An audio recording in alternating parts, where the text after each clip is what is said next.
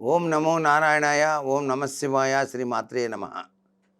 ABN Andhra Jyothi సంప్రదాయం కార్యక్రమంలో ధర్మ సందేహాలు అంశానికి స్వాగతం. ఏమంటే నేను ప్రయాణం చేసేటప్పుడు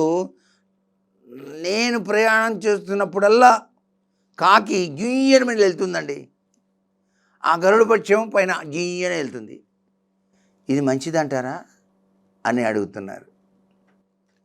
కాకి ఎదురవటం అంత మంచిది కాదండి.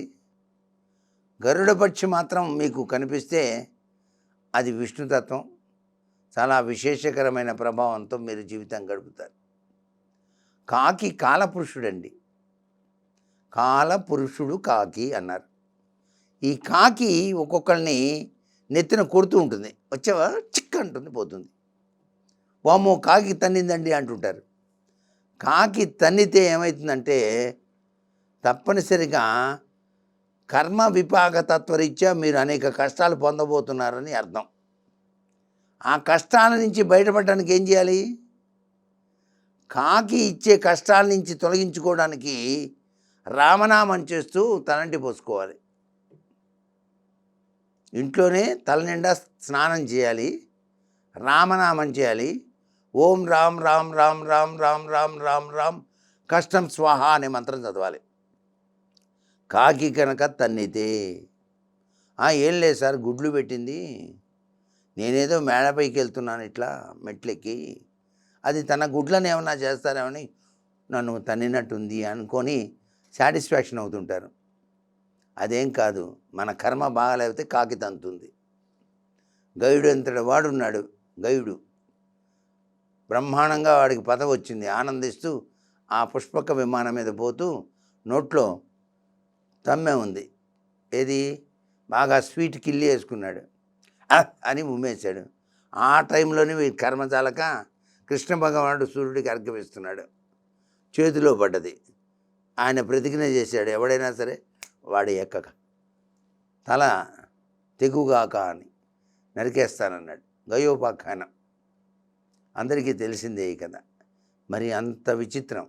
ఈయన దర్జాగా ఇంటికి వచ్చేటప్పటికి ఏముంది, భార్య హారతి ఇస్తే హారతి కాస్త ఆరిపోయింది. ఒక కాకి వచ్చి చికెన్ తన్నింది. ఆయన కిరీటం కాస్త కింద పడ్డది. కాకి అంత డేంజరస్ అన్నమాట. కొంతమంది ఇటీవల కాలంలో కాకిని పెంచుతూ కాకి నోట్లో ముద్దలు పెడుతున్నారండి. ఇది ఎక్కడ కర్మ మరి నాకు తెలియదు. కాకిని పెంచుతున్నారు, ఆ కాకిని పట్టుకొని తిను తిను అని ముద్ద పెడుతున్నాడు. ఎవరో చెప్పారట, యమలోకానికి పోకుండా కాపాడుతుంది కాకి, ఏం పర్వాలేదు రోజు ఓ ముద్ద పెట్టని. అది రోజు అలవాటై ఏమి పెడితే కానీ అది ఎందు భోజనం. కాకిని ఎప్పుడు భోజనం పెడతాం? తద్దినాలప్పుడు పిండ ప్రదానం చేస్తే ఒక పిండం తీసుకెళ్ళి అక్కడ పెడితే ఆత్మ వచ్చి తీసుకుందనే తృప్తి మనకు కలగడానికి. అంతేగాని రోజు పిండ పెట్టడం ఏంటి కర్మ? అన్నం పెడితే పిండ పెట్టినట్టే. కాకి ఒంటి కన్నుతో చూస్తూ ఇట్లా అన్నం ముద్దని చుక్కు చుక్కని కొరికి తింటుంది కదా, గుర్తుపెట్టుకోండి. అందుచేత కాకి చేతులతో అన్నం పెట్టకూడదు, చాలా తప్పది. మీరు కింద పెట్టాలి, అది వచ్చి తినిపోతుంది.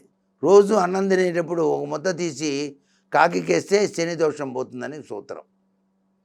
అలాంటిది కాకి ఎదురైందనుకోండి మీరు ప్రయాణం అప్పుడు, అది మంచిది కాదు. గరుడ పక్షి ఎప్పుడో ఒకసారి కనిపిస్తుంది, కనిపిస్తే చాలా మంచిది. గరుడ వాహనారూఢై కదా ఆ విష్ణుమూర్తి వెళ్ళేది. కాబట్టి గజేంద్ర మోక్షం చదువుకోవాలి మీరు. గరుడ పక్షి ఎదురైందని చెప్పేసి మీరు గజేంద్ర మోక్షం చదివితే మీకు పట్టినటువంటి రుణగ్రస్తాలు ఉన్నాయి, అప్పులనేటువంటి విషవలయం అనే ముసలి మీ కాలిని పట్టి పీడిస్తోంది. ఆ ముసలిని నరకడానికి గరుడు ప్రత్యక్షమయ్యాడు. ఆ గజేంద్ర మోక్షం చదువుకోవాలి. మీ గరుడు ప్రత్యక్షమైతే అది అమ్మయ్య నా రుణాలన్నీ పోతాయి కావాలా, ఏదో ఒకటి తగులుతుంది. ఆ రియల్ ఎస్టేట్ చేస్తున్నాను అమరావతిలో, ఆ పూలింగ్ పేరుతో అన్నీ డౌన్ అయిపోయినాయి. అదేం బాబు పాలనో ఏమో, మాకు పూలింగ్ పేరుతో నానా బీభత్సం చేశాడు నా రియల్ ఎస్టేట్ వాళ్ళంతా, నానా బీభత్సం చెందుతున్నాం. ఎప్పుడు పూలింగ్ తీస్తారో అప్పుడు మాకు యోగం పడుతుందంటే మన్నాడు పేపర్లో పూలింగ్ లేదు, ఏం లేదు, అమరావతి అభివృద్ధి అంటారనమాట. అది జరిగేది. కాబట్టి గరుడు యొక్క ప్రభావం మన మీద పనిచేయాలంటే గజేంద్ర మోక్షం అనేటువంటిది నిత్యం పఠించాలి. ఇది ఇక్కడ జరిగినటువంటి ముఖ్యమైన విషయం. దీన్ని అర్థం చేసుకోండి.